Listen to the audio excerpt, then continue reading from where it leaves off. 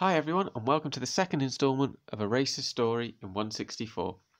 In front of us today we're looking at Sparky's Porsche 956. The Porsche 956 launched into being in 1982 as part of the new regulations for Le Mans prototypes in Group C.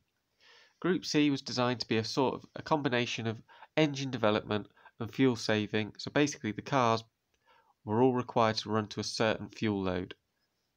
So you could have a bigger engine, use more fuel, potentially go faster, or have a smaller engine, be more efficient, and go for longer. The two classes were basically C1 and C2, C2 being the smaller cars, C1 being the fastest cars possible. The Porsche 956 was one of the first Group C cars to be built. Porsche would later replace it with the 962, which would move the pedal box for the drivers behind the front wheels, as opposed to on the 956 where they were above the front wheels. This was changed due to safety reasons following several incidents, as well as the rules that were changed for IMSA's GTP regulations, in which the 956 would no longer be able to race. The Porsche 956 in front of us, they are from 1983 to 1985's Le Mans 24 Hours. Sparky have done the 6 cars in front of us, as well as 3 others, 2 in the Rothmans colours and 1 in the 1984 Newman race winning colours. Sparky's range is continuing to grow, and we'll see more and more of this casting. There are multiple cars that haven't yet been released, which I would assume to see from the Sparky range. Unfortunately, I missed out on the first release of the Porsche 956, which made sure I got the following 6. The cars in front of us, as you can see, are really vibrant in colours with multiple different liveries. We've got the Skull Bandit, the Cannon, the Kenwood, the Hugo Boss, Spirit of America, and the Marlboro car. A lot of people have had the Marlboro car delivered without Marlboro decals installed. Mine were on the bottom of the base and I had to install them myself, but I do know, depending on where you've bought the car, you may find that you just end up with the white and orange colour scheme without the Marlboro logo itself, which is a little bit disappointing, but unfortunately there are certain rules in certain places that don't allow it. I don't know why the Skull Bandit can get around it. Perhaps it's because of the brand and where they are, if they're still operating, if they're still selling cigarettes, that sort of thing. I don't know enough about Skull Bandit, I'm afraid.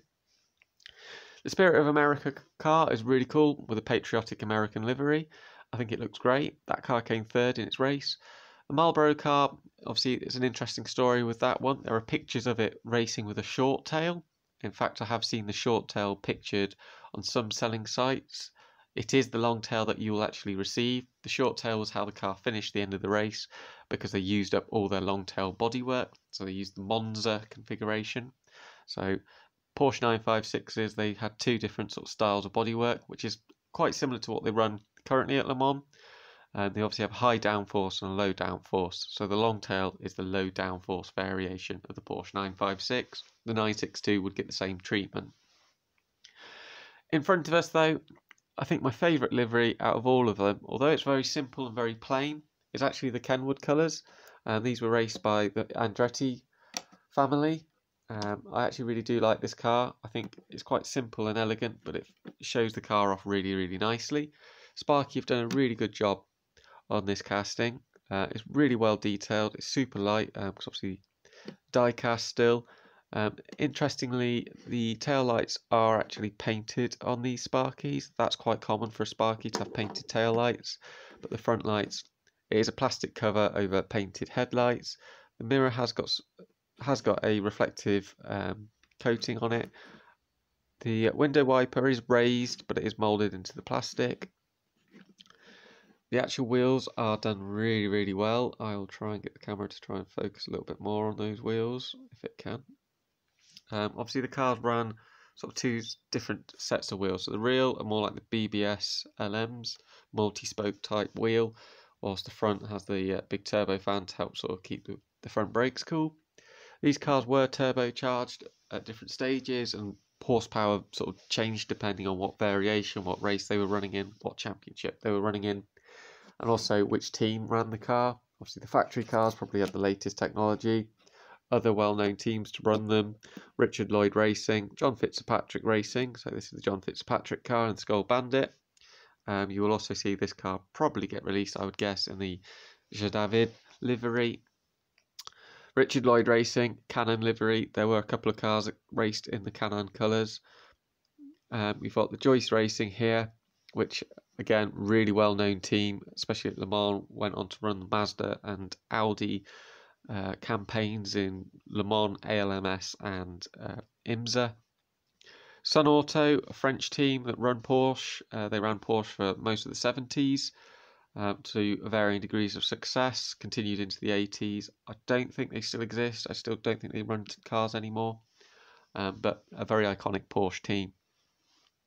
But as we can see, some really cool liveries, some great driver names as well on some of these cars. We've got Bob Wallach, Stefan Johansson, Klaus Ludwig, Mario and Marino Andretti. We've also seen George Fulmer, John Moulton. Lots of drivers from various different championships come together to race these cars. Hans Stuck, Stefan Baloff raced these cars. So, you name a big popular racing driver of the 70s, 80s and 90s, they probably at some point set foot in a Porsche 956. More of these cars are reappearing on the historic racing scene as well. They're coming out private collections and coming out onto the track, which is great to see.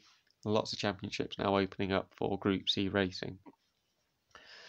I really recommend getting this car if you're a Le Mans collector. I think it's a must-have, and I think they are going to sell out. Again, you cannot find the Rothmans cars anywhere anymore.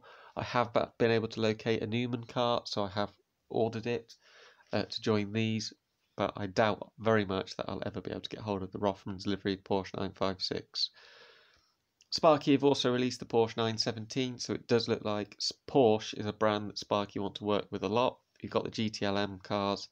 The Porsche 919s have also been released, and I very much doubt we'll probably see some Porsche 935, Porsche 936s, and perhaps some 934s coming out in 1/64 scale from Sparky. They have done them in the bigger scales, so it seems like a go-to sale for Sparky. If you guys have enjoyed this video, if you want to know a bit more, please like and subscribe, and I look forward to seeing you at the next video.